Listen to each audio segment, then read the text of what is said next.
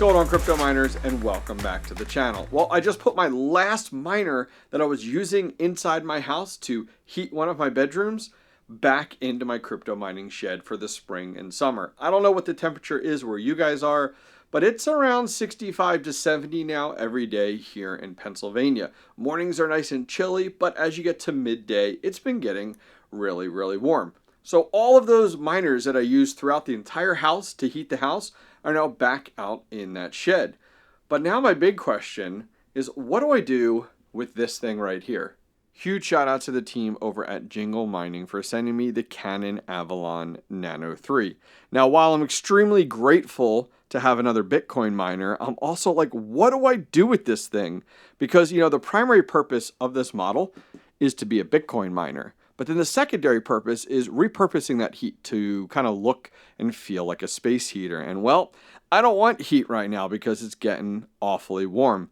But let's get this opened up and maybe we can figure out an avenue to go. So as I was unboxing this, I was really thinking, wow, like Canaan literally took our thoughts and put it to work. Like we constantly take our home miners and we use them as space heaters, right? That's kind of the avenue we go. Well, now they've gone ahead and actually taken a miner and put it into a space heater. I mean, look at this thing. It's meant and designed to look, kind of hidden, nonchalant. It's meant to look like a space heater. And that's exactly, they did a great job. It looks just like your traditional electric baseboard space heaters. But I'm going to be honest, this is way too nice for two things. One, it's way too nice to be a space heater. This is quality. This isn't like cheap plastic. This thing is heavy. And then on top of that, it is way too nice to be a miner. This thing reminds me of an Apple product. So kudos to the Canaan team for doing that. So we have our traditional, look at this. This mesh grill here is kind of what our exhaust is for our heat. And then actually we're going to lift this thing up here. Try not to drop it. But take a look. On the bottom here, this is where we put our power plug. There is a little USB spot here, which it came in the packaging, this USB dongle, which, why aren't we including these inside the products? It's very weird to me. But then take a look at this. Our intake is on the bottom here, and they give you this guard, which reminds me of the Nano 3.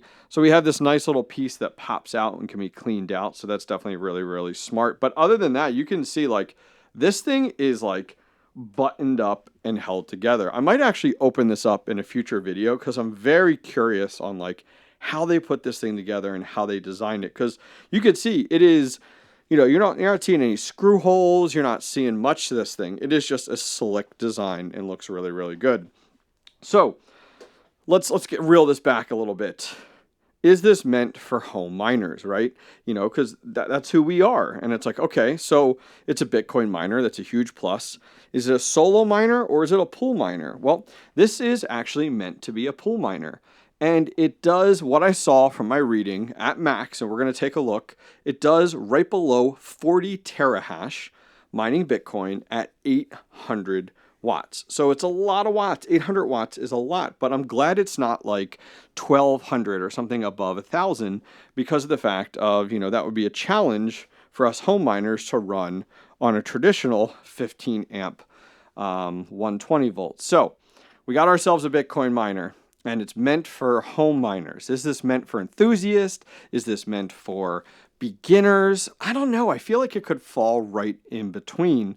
But I think my biggest challenge, though, is the fact of I can't run this inside my house during the spring and summer. It's going to pump out 800 watts of heat. So we're definitely going to have to find a place in the shed that we can get this to work. But all that said, we'll figure that out at the end of the video. Let me go ahead and get this plugged in, and we'll see how we make out. All right, we are up and running with the Mini 3. The display will show you the IP address, the time, the hash rate. So that's kind of cool. You can turn it off in the settings if you're interested. But we just went ahead and got this plugged in. You can smell it. It's got that new miner smell to it. Now it is at 770 watts or so. There we go. Let's get the focus on there.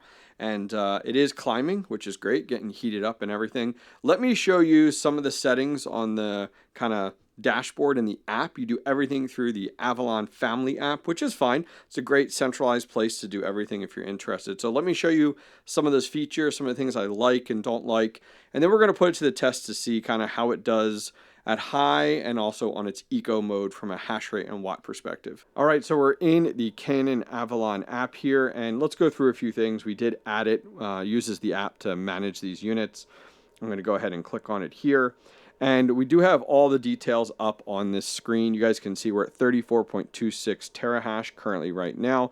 And we are in the mining mode. You can see there's a few different modes on the top: heater, mining, and night. You can go ahead and set a timer. So if you guys are interested in just letting it run, you're not worried about treating it like a space heater, but you can say, hey, run just at night or just during the day, whatever. You can do that. When you come in here on the timer side, you can set when it actually turns on and when it kind of sits in like a hibernate type of mode. On the display, you can kind of change what's showing on the display: scrolling, brightness, time, or anything custom, which is kind of sweet and convenient. Settings is pretty robust. You can change the password. You can set your pool configuration. I put mine on via BTC. I'm going to show you guys that in a minute, see how it's doing. It does show you the filter clean as to where it's at. So we are at 1%, so we got plenty to go. And it does show us for the warranty side here that our warranty is good up till January of next year. So jumping back, a nice feature you have is the heater feature that we talked about, which, we're not going to want that right now. But the nice thing is you do have a slider here, so I can say, okay, keep this at 25C. And what it'll do is it will run, and then the device will actually turn off when it hits, above that, which is really, really nice. Or it'll turn on when it drops below it. So that it can act like a traditional heater. So in the spring and winter, I do see myself using this a lot more. I'm sorry, during the fall and winter, I do see myself using this a lot more and just putting it in my basement. That's my plan, out in the larger area of my basement, and just setting a target temp of like 65 degrees and then just telling it to kind of keep the temperature in the basement there at all times, which would be really, really nice. But what I'm going to do is going to put it into the mining mode. We're going to let this thing run. You can see it's almost at 40 terahash in the upper right hand corner. And we'll check back on the pool side here shortly. All right, we've been up and mining for quite a few minutes. Actually, in the software, it's reading 40.11 terahash. So let's go ahead here, see what our watts are at. 823. Whew! So about 23 watts more than advertised. Probably falls under their crazy plus or minus, 10%. Let's take a look at our dB meter. So we're about 46 to 47 dB. All right, let's jump over to the computer, take a closer look. All right, so jumping over to the computer, where does that 46, 47 dB put us? Like, how noisy is this thing? Well, if we look over on this chart, you can see we kind of fall between the green and the blue. Blue at 40 is a quiet library. 50 is moderate rainfall, so we're right in the middle. This honestly sounds like you have like a box fan on low sitting in the corner somewhere. Like, this is absolutely something you could run in a bedroom or in a work environment. It is not loud at all. So taking a look over at jinglemining.com, huge shout out to them for sending this over to us for today's review. Maybe a little bit late now that we're into spring, but I'm actually glad I got my hands on one of these, because as we start to kind of go around and hit fall, I'm going to be really happy to have one of these available. So they do run for $7.99 on their website. Make sure you guys do your research into shipping and also into import tax. And you can go ahead and pick them up and purchase them now. You just select US or for EU over at jinglemining.com. I'll put a link directly down below if you guys are interested. Jumping over to via BTC, we're just going to refresh one more time. I do have 17 Bitcoin miners over here. We're just below 2.8 petahash. If I go to workers and I scroll down, here is our Mini 3 registering at 38 terahash. So very, very close to that 40. I would imagine if I let it sit a little bit longer, we're going to see the pool go ahead and reflect that number right around 40, which we're seeing in the software. Now, if we're curious on like, where's this at from a profitability perspective? Because this is a lot of watts, 800 and some watts, we're getting around 40 terahash. Well, it doesn't perform the greatest. When we come over here to mining now, you can actually filter. We'll actually filter by brands over here to Canaan. And when we select that, you can see it lists all the different models out there. And well, Mini 3 is right down here at negative 14 cents a day when you're at 10-cent kilowatt hour. So the hard part is like, are you going to pool mine with this and be negative, or are you going to solo mine with this? And the hard part is with solo mining is that, you're not getting paid anything unless you hit a block. And that's a very beefy solo miner at 823 watts. So very much becomes the question of the dual purpose functionality. That's where it actually makes sense to buy or to run one of these units. Now, it's one heck of an expensive space heater at $799. That's the primary kind of responsibility of it. So you could run that, but space heaters use a lot of watts if you start to do your research. So you could run this in your basement as a primary purpose to be a space heater. And the byproduct of that is then earning Bitcoin. Are you going to buy one of these to chase profitability and make money? No. You're going to buy one of these units to heat your room or heat a space. And then the byproduct of the heat being generated, the electric also being consumed, is going to be the Bitcoin earned. Let's go ahead and see what this does when we go ahead and put it on the eco mode. Is that like low power mode? I don't know. Let's find out.